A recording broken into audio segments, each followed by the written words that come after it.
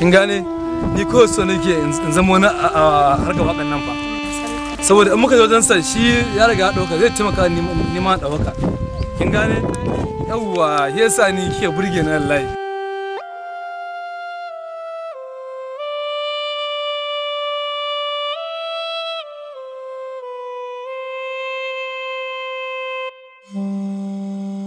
Ogina ne?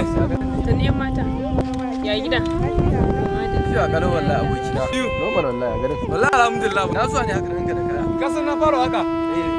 To ina so akwai wani gaye da ya shahara a nan garin Kanan Dabo waki ne ya shahara a duniya ta sai ba.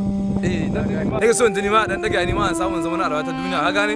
Ka san raka waka an kara ko wani kai ma saka zama wani. A haba dai abokina. A to kai a tsaya. Tsaya ba. To duk wanda ya daukaka ba wani kure mure da zai ci da kaka. Ai kana sallah. bare ma kuwa. Kai da wani kure mure ya ce ma ka zo zai dauka. Kana jajircewa wajen komadin ka da kake yi. Bare ma kuwa. Ka ci gaba da jajircewa wanda ya daukaka Allah ya dauka.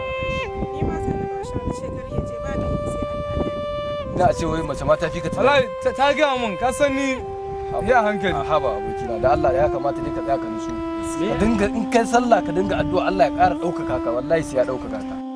Kuma fa haka ne. Ba wani kure mai zai zo ya ci kuɗin ka wallahi. Nagode abokiya, nagode.